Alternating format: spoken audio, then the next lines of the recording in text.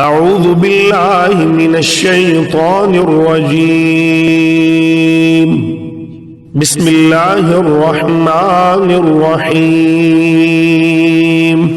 پناہ مانگتا ہوں اللہ کی شیطان مردود سے، اللہ کے نام سے جو رحمان اور رحیم ہے۔ نہایت متبرک ہے وہ جس نے یہ فرقان اپنے بندے پر نازل کیا تاکہ سارے جہان والوں کے لیے نذیر ہو۔ وہ جو زمین اور آسمانوں کی بادشاہی کا مالک ہے، جس نے کسی کو بیٹا نہیں بنایا ہے، جس کے ساتھ بادشاہی میں کوئی شریک نہیں ہے، جس نے ہر چیز کو پیدا کیا پھر اس کی ایک تقدیر مقرر کی۔ لوگوں نے اسے چھوڑ کر ایسے معبود بنا لیے جو کسی چیز کو پیدا نہیں کرتے بلکہ خود پیدا کیے جاتے ہیں، جو خود اپنے لیے بھی کسی نفع یا نقصان کا اختیار نہیں رکھتے، جو نہ مار سکتے ہیں، نہ جلا سکتے ہیں، نہ مرے ہوئے کو پھر اٹھا سکتے ہیں۔ جن لوگوں نے نبی کی بات ماننے سے انکار کر دیا ہے، وہ کہتے ہیں کہ یہ فرقان ایک من گھڑت چیز ہے جسے اس شخص نے آپ ہی گھڑ لیا ہے، اور کچھ دوسرے لوگوں نے اس کام میں اس کی مدد کی ہے۔ بڑا ظلم اور سخت جھوٹ ہے جس پر یہ لوگ اتر آئے ہیں۔ کہتے ہیں یہ پرانے لوگوں کی لکھی ہوئی چیزیں ہیں جنہیں یہ شخص نقل کراتا ہے اور وہ اسے صبح و شام سنائی جاتی ہیں۔ اے محمد، ان سے کہو کہ اسے نازل کیا ہے اس نے جو زمین اور آسمانوں کا بھید جانتا ہے۔ حقیقت یہ ہے کہ وہ بڑا غفور الرحیم ہے۔ کہتے ہیں یہ کیسا رسول ہے جو کھانا کھاتا ہے اور بازاروں میں چلتا پھرتا ہے، کیوں نہ اس کے پاس کوئی فرشتہ بھیجا گیا جو اس کے ساتھ رہتا اور نہ ماننے والوں کو دھمکاتا، یا اور کچھ نہیں تو اس کے لیے کوئی خزانہ ہی اتار دیا جاتا، یا اس کے پاس کوئی باغ ہی ہوتا جس سے یہ اطمینان کی روزی حاصل کرتا۔ اور ظالم کہتے ہیں تم لوگ تو ایک سحر زدہ آدمی کے پیچھے لگ گئے ہو۔ دیکھو کیسی کیسی عجیب حجتیں یہ لوگ تمہارے آگے پیش کر رہے ہیں، ایسے بہکے ہیں کہ کوئی ٹھکانے کی بات ان کو نہیں سوچتی۔ بڑا بابرکت ہے وہ جو اگر چاہے تو ان کی تجویز کردہ چیزوں سے بھی زیادہ بڑھ چڑھ کر تم کو دے سکتا ہے۔ ایک نہیں بہت سے باغ جن کے نیچے نہریں بہتی ہوں اور بڑے بڑے محل۔ اصل بات یہ ہے کہ یہ لوگ اس گھڑی کو جھٹلا چکے ہیں، اور جو اس گھڑی کو جھٹلائے اس کے لیے ہم نے بھڑکتی ہوئی آگ مہیا کر رکھی ہے۔ وہ جب دور سے ان کو دیکھے گی تو یہ اس کے غضب اور جوش کی آوازیں سن لیں گے، اور جب یہ دست و پا بستہ اس میں ایک تنگ جگہ ٹھوسے جائیں گے تو اپنی موت کو پکارنے لگیں گے۔ اس وقت ان سے کہا جائے گا کہ آج ایک موت کو نہیں بہت سی موتوں کو پکارو۔ ان سے پوچھو یہ انجام اچھا ہے یا وہ ابدی جنت جس کا وعدہ خدا ترس پرہیزگاروں سے کیا گیا ہے، جو ان کے عمل کی جزا اور ان کے سفر کی آخری منزل ہوگی، جس میں ان کی ہر خواہش پوری ہوگی، جس میں وہ ہمیشہ ہمیشہ رہیں گے، جس کا عطا کرنا تمہارے رب کے ذمے ایک واجب الادا وعدہ ہے۔ اور وہی دن ہوگا جبکہ تمہارا رب ان لوگوں کو بھی گھیر لائے گا اور ان کے ان معبودوں کو بھی بلا لے گا جنہیں آج یہ اللہ کو چھوڑ کر پوچھ رہے ہیں۔ پھر وہ ان سے پوچھے گا کیا تم نے میرے ان بندوں کو گمراہ کیا تھا یا یہ خود راہ راست سے بھٹک گئے تھے؟ وہ عرض کریں گے پاک ہے آپ کی ذات، ہماری تو یہ بھی مجال نہ تھی کہ آپ کے سوا کسی کو اپنا مولا بنائیں، مگر آپ نے ان کو اور ان کے باپ دادا کو خوب سامان زندگی دیا، حتیٰ کہ یہ سبق بھول گئے اور شامت زدہ ہو کر رہے۔ یوں جھٹلا دیں گے وہ تمہارے معبود تمہاری ان باتوں کو جو آج تم کہہ رہے ہو، پھر تم نہ اپنی شامت کو ٹال سکو گے نہ کہیں سے مدد پا سکو گے، اور جو بھی تم میں سے ظلم کرے اسے ہم سخت عذاب کا مزہ چکھائیں گے۔ اے محمد، تم سے پہلے جو رسول بھی ہم نے بھیجے تھے وہ سب بھی کھانا کھانے والے اور بازاروں میں چلنے پھرنے والے لوگ ہی تھے۔ دراصل ہم نے تم لوگوں کو ایک دوسرے کے لیے آزمائش کا ذریعہ بنا دیا ہے۔ کیا تم صبر کرتے ہو؟ تمہارا رب سب کچھ دیکھتا ہے۔ جو لوگ ہمارے حضور پیش ہونے کا اندیشہ نہیں رکھتے وہ کہتے ہیں کیوں نہ فرشتے ہمارے پاس بھیجے جائیں یا پھر ہم اپنے رب کو دیکھیں۔ بڑا گھمنڈ لے بیٹھے ہیں یہ اپنے نفس میں اور حد سے گزر گئے یہ اپنی سرکشی میں۔ جس روز یہ فرشتوں کو دیکھیں گے وہ مجرموں کے لیے کسی بشارت کا دن نہ ہوگا، چیخ اٹھیں گے کہ پناہ بخدا، اور جو کچھ بھی ان کا کیا دھرا ہے اسے لے کر ہم غبار کی طرح اڑا دیں گے۔ بس وہی لوگ جو جنت کے مستحق ہیں اس دن اچھی جگہ ٹھہریں گے اور دوپہر گزارنے کو عمدہ مقام پائیں گے۔ آسمان کو چیرتا ہوا ایک بادل اس روز نمودار ہوگا اور فرشتوں کے پرے اتار دیے جائیں گے۔ اس روز حقیقی بادشاہی صرف رحمان کی ہوگی اور وہ منکرین کے لیے بڑا سخت دن ہوگا۔ ظالم انسان اپنا ہاتھ چبائے گا اور کہے گا کاش میں نے رسول کا ساتھ دیا ہوتا، ہائے میری کمبختی، کاش میں نے فلاں شخص کو دوست نہ بنایا ہوتا، اس کے بہکائے میں آ کر میں نے وہ نصیحت نہ مانی جو میرے پاس آئی تھی۔ شیطان انسان کے حق میں بڑا ہی بے وفا نکلا۔ اور رسول کہے گا کہ اے میرے رب، میری قوم کے لوگوں نے اس قرآن کو نشانہ تصحیق بنا لیا تھا۔ اے محمد، ہم نے تو اسی طرح مجرموں کو ہر نبی کا دشمن بنایا ہے، اور تمہارے لیے تمہارا رب ہی رہنمائی اور مدد کو کافی ہے۔ منکرین کہتے ہیں اس شخص پر سارا قرآن ایک ہی وقت میں کیوں نہ اتار دیا گیا؟ ہاں، ایسا اس لیے کیا گیا ہے کہ اس کو اچھی طرح ہم تمہارے ذہن نشین کرتے رہیں، اور اسی غرض کے لیے ہم نے اس کو ایک خاص ترتیب کے ساتھ الگ الگ اجزاء کی شکل دی ہے۔ اور اس میں یہ مصلحت بھی ہے کہ جب کبھی وہ تمہارے سامنے کوئی نرالی بات یا عجیب سوال لے کر آئے، اس کا ٹھیک جواب بر وقت ہم نے تمہیں دے دیا اور بہترین طریقے سے بات کھول دی۔ جو لوگ اوندھے منہ جہنم کی طرف دھکیلے جانے والے ہیں ان کا موقف بہت برا اور ان کی راہ حد درجہ غلط ہے۔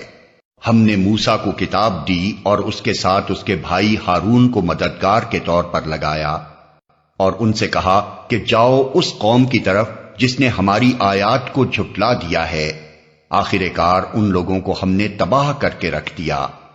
یہی حال قوم نوح کا ہوا جب انہوں نے رسولوں کی تکذیب کی، ہم نے ان کو غرق کر دیا اور دنیا بھر کے لوگوں کے لیے ایک نشان عبرت بنا دیا، اور ان ظالموں کے لیے ایک دردناک عذاب ہم نے مہیا کر رکھا ہے۔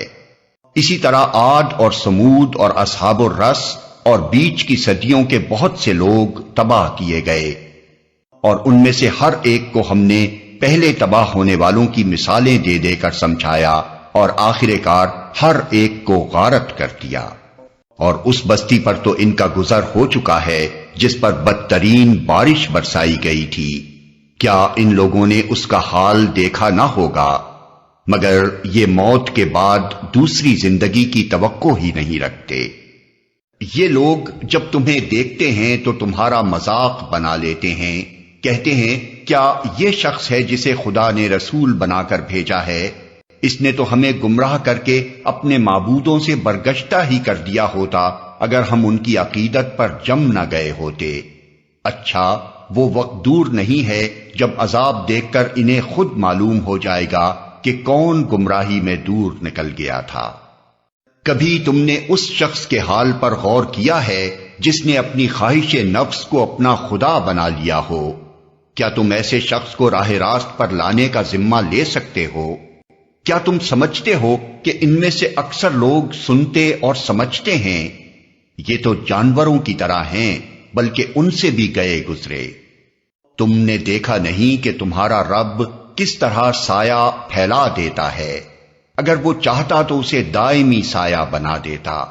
ہم نے سورج کو اس پر دلیل بنایا، پھر جیسے جیسے سورج اٹھتا جاتا ہے ہم اس سائے کو رفتہ رفتہ اپنی طرف سمیٹتے چلے جاتے ہیں۔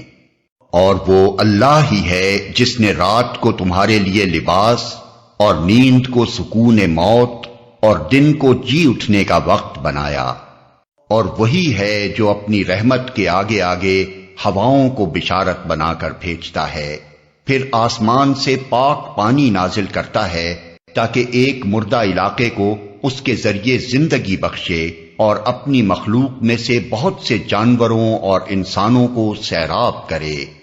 اس کرشمے کو ہم بار بار ان کے سامنے لاتے ہیں تاکہ وہ کچھ سبق لیں، مگر اکثر لوگ کفر اور ناشکری کے سوا کوئی دوسرا رویہ اختیار کرنے سے انکار کر دیتے ہیں۔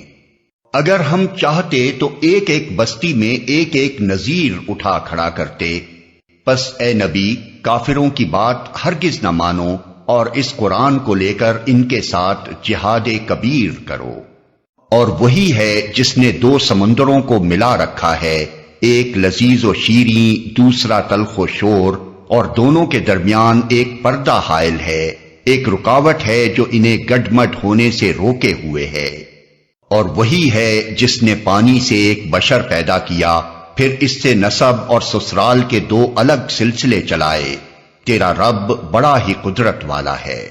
اس خدا کو چھوڑ کر لوگ ان کو پوج رہے ہیں جو نہ ان کو نفع پہنچا سکتے ہیں نہ نقصان، اور اوپر سے مزید یہ کہ کافر اپنے رب کے مقابلے میں ہر باغی کا مددگار بنا ہوا ہے۔ اے محمد، تم کو تو ہم نے بس ایک مبشر اور نذیر بنا کر بھیجا ہے۔ ان سے کہہ دو کہ میں اس کام پر تم سے کوئی اجرت نہیں مانگتا، میری اجرت بس یہی ہے کہ جس کا جی چاہے وہ اپنے رب کا راستہ اختیار کر لے۔ اے محمد، اس خدا پر بھروسہ رکھو جو زندہ ہے اور کبھی مرنے والا نہیں، اس کی حمد کے ساتھ اس کی تسبیح کرو، اپنے بندوں کے گناہوں سے بس اسی کا باخبر ہونا کافی ہے۔ وہ جس نے 6 دنوں میں زمین اور آسمانوں کو اور ان ساری چیزوں کو بنا کر رکھ دیا جو آسمان و زمین کے درمیان ہیں، پھر آپ ہی کائنات کے تخت سلطنت عرش پر جلوہ فرما ہوا۔ رحمان، اس کی شان بس کسی جاننے والے سے پوچھو۔ آیت سجدہ۔ ان لوگوں سے جب کہا جاتا ہے کہ اس رحمان کو سجدہ کرو تو کہتے ہیں رحمان کیا ہوتا ہے؟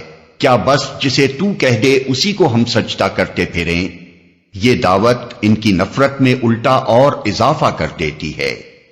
بڑا متبرک ہے وہ جس نے آسمان میں برج بنائے اور اس میں ایک چراغ اور ایک چمکتا چاند روشن کیا۔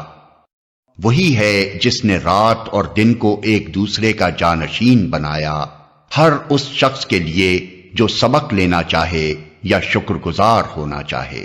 رحمان کے اصلی بندے وہ ہیں جو زمین پر نرم چال چلتے ہیں اور جاہل ان کے منہ آئیں تو کہہ دیتے ہیں تم کو سلام، جو اپنے رب کے حضور سجدے اور قیام میں راتیں گزارتے ہیں، جو دعائیں کرتے ہیں کہ اے ہمارے رب جہنم کے عذاب سے ہم کو بچا لے، اس کا عذاب تو جان کا لاگو ہے، وہ تو بڑا ہی برا مستقر اور مقام ہے۔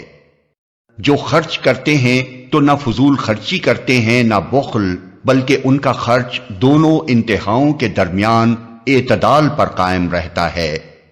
جو اللہ کے سوا کسی اور معبود کو نہیں پکارتے، اللہ کی حرام کی ہوئی کسی جان کو ناحق ہلاک نہیں کرتے اور نہ زنا کے مرتکب ہوتے ہیں، یہ کام جو کوئی کرے وہ اپنے گناہ کا بدلہ پائے گا، قیامت کے روز اس کو مقرر عذاب دیا جائے گا اور اسی میں وہ ہمیشہ ذلت کے ساتھ پڑا رہے گا، الا یہ کہ کوئی ان گناہوں کے بعد توبہ کر چکا ہو اور ایمان لا کر عمل صالح کرنے لگا ہو۔